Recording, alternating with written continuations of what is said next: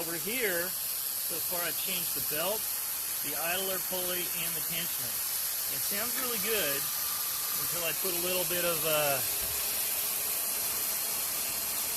look here, the fan's just kicked on, but listen what happens when I give a little bit of gas.